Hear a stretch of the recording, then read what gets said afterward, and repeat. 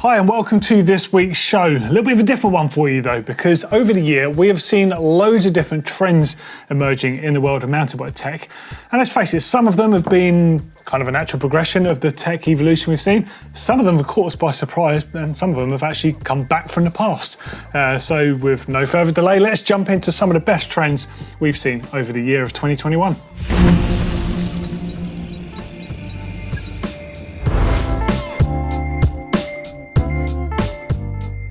Okay, first up, it's pleasingly progressive geometry. At last, it seems that virtually every bike manufacturer is on board with the times and they've adjusted their geometry to suit where we are as riders and what we're actually reflecting being and where we're riding.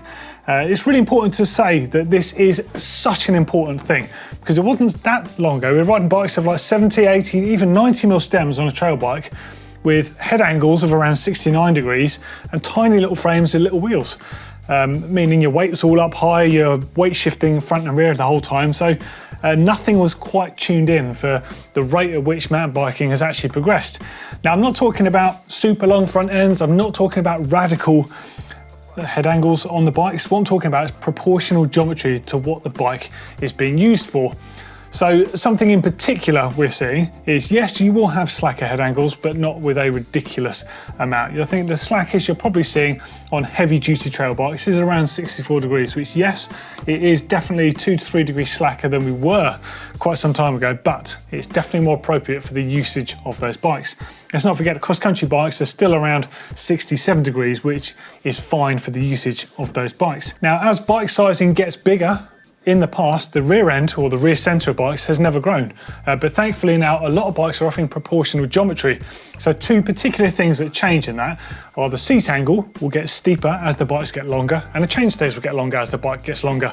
That means if you're tall like me, you'll be running a longer rear end, so maybe a 440 or a 445 on the back end there. And if you're a shorter rider, you'll have something near a 435. So it's exactly proportional to your height on the bike, so the bike is growing per size.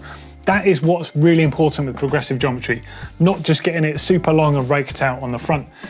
Now, the steeper seat angles you're seeing many people refer to are especially important on modern enduro bikes and trail bikes.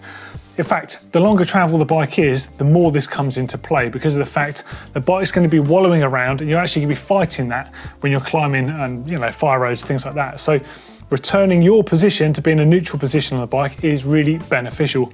I just want to say bravo to all of the bike manufacturers that are finally really on board and really starting to explore proportional geometry. I think it's a brilliant thing, and at the end of the day, everyone out there is getting a better bike for it.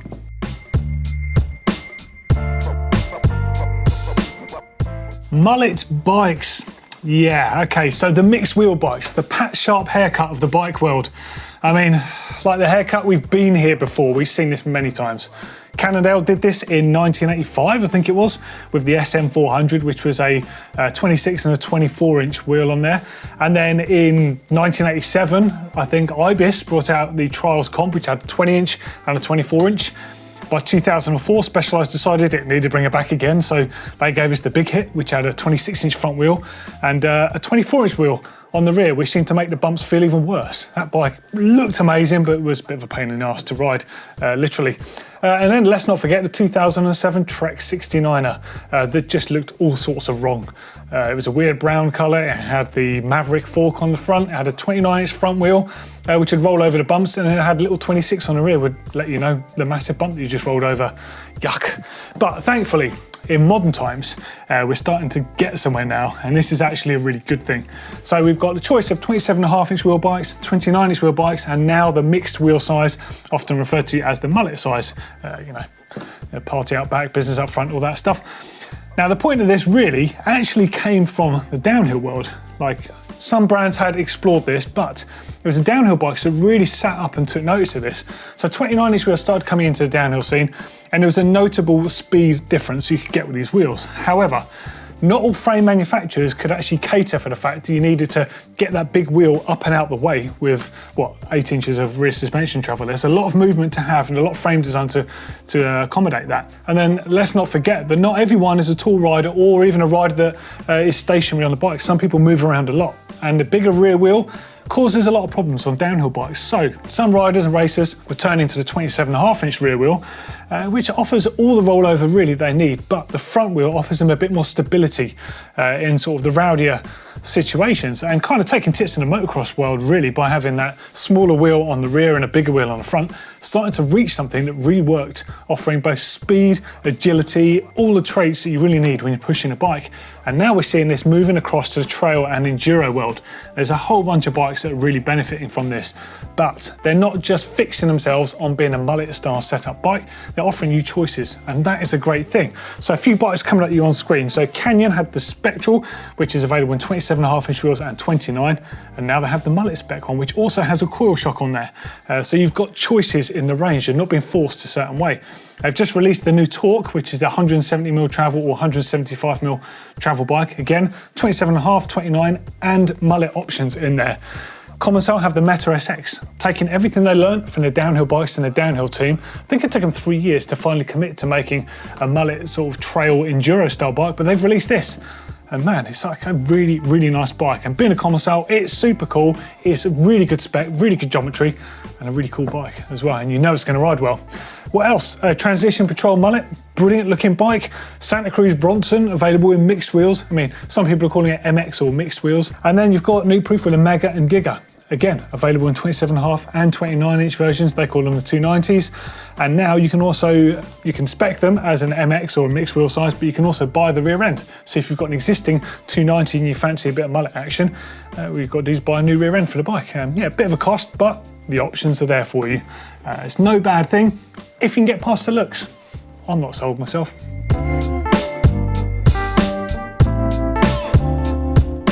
Lightweight e-bikes. All right, hear me out. I know I'm talking about e-bikes here, but let's face it, the e-bike has been one of the biggest dividers, I think probably since the 29-inch wheel turned up on the scene. E-bikes have really created love or hate views on them, and I do understand that. Now, I was sat on the fence for a long time. I rode one almost exclusively for a little while to try and get my head around them, fell in love with them straight away. But as soon as I went back on a regular bike, I couldn't stand the sight of riding an e-bike. So I completely get why people don't like them. However, there is a new option on the block, and actually this could well be the best thing for both markets, the lightweight e-bike. So they're having smaller, lighter weight batteries on them. They're having motors that offer slightly less torque, slightly less power, enough to get you up what you need, but a bike that ends up being substantially lighter and actually nearer in weight to what we're seeing on the super enduro bikes. So in pounds, you're talking something between 40 and 43 pounds, as opposed to something about 50 pounds. That's a substantial weight loss. So what you're getting is a bike that gives you that little bit extra. Let's say you want to shuttle some downhills and you just need that extra to help you get in a few more runs, but you don't want to take away from the way the bike feels. It's a great solution. Now, I'm not trying to sell you on these bikes, but you can't deny that the progression of what e-bikes are doing is trying to achieve new things. I think it's really cool. And if that's not enough, well, I'm sure you probably noticed Neil on GMBN hasn't stopped batting on about that Specialized Kenevo SL that he's been riding. He's completely bitten by that bike. Now, like myself, he had I don't know what he had to start with. I think he had a regular Kenevo to start with and then a Canyon after a while. Now, he's borrowed one of these from Chris on EMBN just to try it, curiosity killed the cat. And I think it almost is an ideal bike for him. He loves his cross-country riding. I mean, he likes all his riding, but shuttle-based riding, I don't think Neil's probably got the time, or perhaps, without putting words in his mouth, the patience to go and spend a day doing shuttle riding anymore. He wants to actually spend time on the bike, and the SL bike is exactly what he needs. He's lightweight in stature and weight, so the SL battery on there and the motor on it is perfect for him. The bike isn't too heavy, you can throw it around. It's similar weight to a downhill bike, which is what he has his roots in. And from the footage he showed us and the way he keeps talking about it, it really does suit his riding. And this is like a die-hard regular mountain bike rider. So I think there's a lot to be said about that. And I think there's loads of cool options appearing on the market. So Specialized, of course, have got the Kenevo SL and the Levo SL, both of which are beautiful looking bikes, no doubt, substantially spendy though. But Orbea have got the Rise, and more recently, the latest version of the Rise, which is offering you even more. So it's got a bigger battery on it as well. It's cheaper and it's made from alloy to keep the pricing down. It's still a lightweight bike, so actually they're trying to bring the pricing of e-bikes down, which is another barrier that needed to be tackled. Don't get me wrong, they're still not cheap bikes, but it's coming. Electronic tech, I mean, where do we start? I mean, firstly, We live in a world of mountain bikes where we like to pedal them ourselves, and I've just talked about e-bikes there, but we're also living in a digital tech world now, and what a better time is there to involve some of that tech on mountain bikes. Now, many brands have done this in the past. Let's not forget, like Shimano have the excellent Di2 electronic shifting in the past, but things really have moved on. I can't help but think that e-bike technology has really helped some of this as well. So I'm just going to list some of the absolute killer stuff we've seen over the last year. Electronic suspension aids first. So the Fox Live system. Now, we've seen this in prototype stage for years, but now we've actually started to see it out in the wild, getting around. Essentially, you've got a system that's got built-in sensors and accelerometers on the bike, and it makes decisions for you on the amount of damping that's applied to your shock absorber, whether it's the fork or the actual shock itself, as an impact hits the bike. So you don't have to do that. So you're basically in charge of it. And the speed of this is insane. So the series of sensors on there read the terrain. They say 1,000 times a second, and it can make adjustments in 3 milliseconds. And that is 100 times faster than the blink of an eye. That's just like, try and get your head around that. It's crazy to think that this thing, you can ride this on whatever terrain you want, and it's making constant adjustments the entire time so you can get a better ride out of it. Do you need it? No. Would you make the most of it? I'm sure many people could. And I do think this is something you're going to see a lot more of moving on. Now, we also saw, very lucky to see, Tom Pidcock's winning Olympic bike when we were at Eurobike, and I noticed on it had Suntour prototype electronic suspension, using what I was guessing was something similar to the concept of the Fox Live valve system. I did ask the Suntour technicians about this, and they didn't really say anything, but they didn't say no when I said, does this work like this? Does it have accelerometers and sensors? Does it automatically adjust? They were kind of like, So take it from me, it basically does do that, but it's still in prototype stage, so maybe next year we'll see something else. I think it's really exciting stuff, and that one's already proven as well. What a cool system. Mondraker, they've got their Mind telemetry system on their bike. So they've got built-in telemetry on some of the models of bikes. I think they have it on the Foxy or the Super Foxy and the Crafty, perhaps the Raze, I'm not quite sure.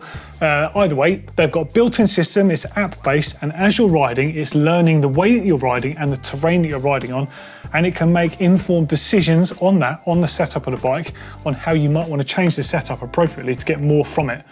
Now that's really cool. It's built into the bike, and it tells you how to set your bike up for you. Not for a generic rider of your weight, it's learning as you're riding. I think that's an amazing system, and actually I'm kind of surprised haven't seen similar systems to that moving across into other brands, or even that being available as a separate system. But perhaps we will see that. After all, electronic technology is the sort of thing that progresses at a ridiculous rate. SRAM access. Like wireless shifting, for starters, is basically magic. You're pressing a button, your gear changes by itself. It's like witchcraft, brilliant stuff. But let's face it, it's not for everyone. However, it is incredible, and it does offer a load of things. Now, trying to explain to someone to expend that amount of money on a transmission, bolting a big rear mech on your bike, it's still a rear mech. If you don't get it, you just don't get it, so I won't bother trying to sell you on it. What I can tell you though is it is excellent, and it does offer a number of amazing things. So the first one, of course, is the access system is totally tailorable to however you want to do it. You can customize whatever you want. You can have the shifters the opposite way around, you can have them shifting back to front, you can even adjust the paddles on them to suit you. There's different aftermarkets, there's a rocker one, there's a standard one. You can map them to control the access post as well. And of course there's their flight attendant suspension, which we're going to talk about next. But some of the coolest thing about the access system is what they're hinting at with it. So it's learning the entire time. So the access system, as you're changing gears, it's going to be analysing what gears you're using the most. And if you're using it in combination with power meters and stuff, think of the knowledge that you're gathering on how you ride a bike. It's going to start being able to help make informed decisions about the chainring size you need, the crank length that works best for you, the gearing that you want to be using. There's a whole number of things that we've not seen yet that 100% will be coming down the line. I think there's some really interesting concepts coming here. And even to a degree, I'm sure you're going to see automatic shifting at some point using technology like this. It can already learn how you can ride. It already learns what you're doing and when you're shifting. Imagine a bike that knows when you like to shift given the RPMs you're in, or how perhaps your cadence might slow down. It's going to preempt that. Now, it works on cars. I'm sure it can work on bikes. Would I like to use it? Well, yeah, who am I kidding? I'd love to try it, but I don't know if I'd like the gear choice being made for me. But knowing how access system works, it would be customizable, so you're going to be able to change the parameters. which is exactly what you can do with their flight attendant. Now you have a module on the fork, a module on the shock, and using accelerometers and sensors, you name it, you guess it, it's going to basically make the decisions for you. Of course, you can manually adjust them, which means you essentially get wireless lockout on your fork and shock, which is really cool anyway, because you're binning off all the wires. But you've got a system there that's completely customizable. And again, this won't be for everyone, but those that are really into the electronic tech or those that are into riding bigger travel bikes really would be able to see the potential for what this stuff can do. Imagine riding a bigger travel bike. It's light enough to tackle your regular riding on, but you're fed up of constantly flicking the climb switch on and that. Imagine having a bike that does that all automatically for you. And of course, you can set those parameters. You can have a bias on there, which means you can have it set up with more bias to the descending or the climbing. So it could be more efficient or it could be more fun, depending on what you want. I just think it's a brilliant concept. I've not actually tried that yet. I would like to sling a leg over it to see how that feels at some point. I might see if I can borrow a fork and a shock to sling on my Canyon, because I've obviously got access on there already. But I think it's just great. And whether you're into using it yourself and you know or not, surely you can understand where some of this will go in the future. I just think it's really exciting. High pivot bikes. Yeah, so no question, this has been a trend we've seen over the year. Of course, we have seen it in downhill and we've seen prototype bikes emerging pre-2021, but this year has been the year we've actually seen the bikes raced, we've seen them being released to the public. And actually, I think these really largely stem from the development that Commercell, GT, Norco and a few other brands have been doing in the downhill world. And it's really translating across to the big enduro bikes and the big super enduro bikes. And in case you wonder, super enduro bike is basically just an even bigger travel version for those really rough mountain tracks. Now, the whole thing with a high pivot bike is technically on paper, the higher the pivot point is, almost the better it is for a mountain bike, because of the fact your rear axle can move away from the bump, or if you're looking at a bike the correct way, away from the bump. Yeah, so technically, as you hit those square edge bumps, the ones that either push you up into the air or really slow you down, your bike technically won't get slowed down as much. You're going to continue to push forwards. Now, this is all brilliant on a bit of paper, but one of the downsides of having a high pivot that does this with a rear axle path is the fact you get loads of chain growth as the axle moves backwards.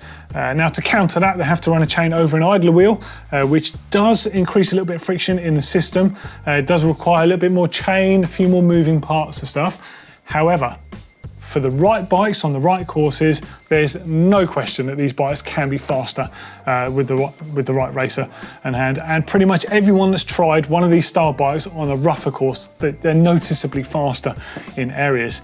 However, it does make me wonder if, you know, some manufacturers are throwing their eggs in one basket here a little bit, because of the fact there's a lot of manufacturers that just haven't or don't even appear to be looking there. But maybe things will change next year. I mean, I think the bikes are excellent. Would I want one? Well, I'd love to try one. However, I do have a slight reservation with some of the longer travel, more extreme examples of these bikes. Now, it's not necessarily to do with the friction that may or may not be present in the drivetrain. They're all different, let's not forget there, and how they're set up will come into account. But with some of the bikes with more travel and a more exaggerated rear axle growth there, you're also under compression. You're making your bike longer. So yes, you get a bike that's more stable, which is great, but also it changes things. So as the chainstay effectively grows under full compression, you're going to add more weight to the front end of the bike. This is both a great thing because you're loading the front end more, but also it's going to change the dynamic. If you're the sort of rider that really wants to push into turns and push out, it might not suit you on certain bike designs, because the bike, you know, as that chainstay grows, it's going to be harder to get the front wheel up. We're talking about finicky little things here, but they're all going to add up that you need choice. So if every manufacturer is to suddenly all adopt the high pivot thing, I don't think it would be a good thing. I think it's good to have the choice of them both. But some of the coolest bikes, no doubt so far, the Norco range. I mean, that thing, well, it virtually is a downhill bike. That's a big super enduro bike. It's even got a downhill front end on there. But that thing, when we watched that under the Garrick sisters, absolutely planted to the ground through the roughest terrain. Unbelievable watching that bike. The GT Force, absolutely fantastic. The Cannondale Jekyll, oh man, and look at the thing. Just a beautiful looking bike. Da Vinci Spartan. We saw the Dazzle Print prototype versions when we were in Val di Fassa. Gorgeous looking bike. And of course, me and Neil made the launch video for that over on GMBN. And then the Forbidden Dreadnought. super cool bike. They also had the Druid, the short travel version previously, but my money would be on a Dreadnought. If you're gonna have a bike with the high pivot system, make the most of that travel, I think. Awesome looking bikes. And lastly, but definitely not least, alloy. So alloy is cool, not just for budget bikes. Now, I think because of the fact that carbon came in and there was such a big thing about carbon looking really cool and smooth and, oh, it's lighter, it's stronger, it's better, you want carbon, everyone wants carbon. Alloy kind of got lost in the mix and got put to the side, bit of a sideshow there, as a cheaper option.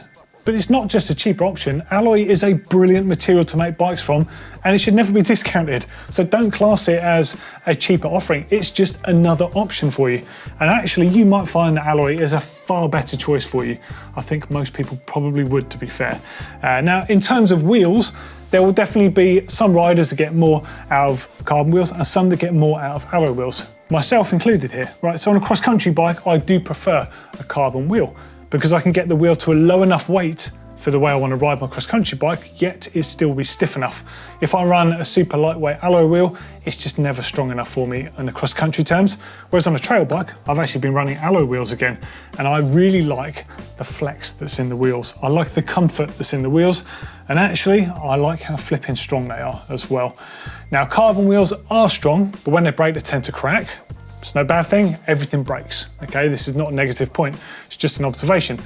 An alloy wheel, as we've seen on the EWS scene, they bend and they ding, and if you're lucky, you can bend it back to keep the tyre seated. Now, this is one of the reasons that EWS pros are running alloy wheels.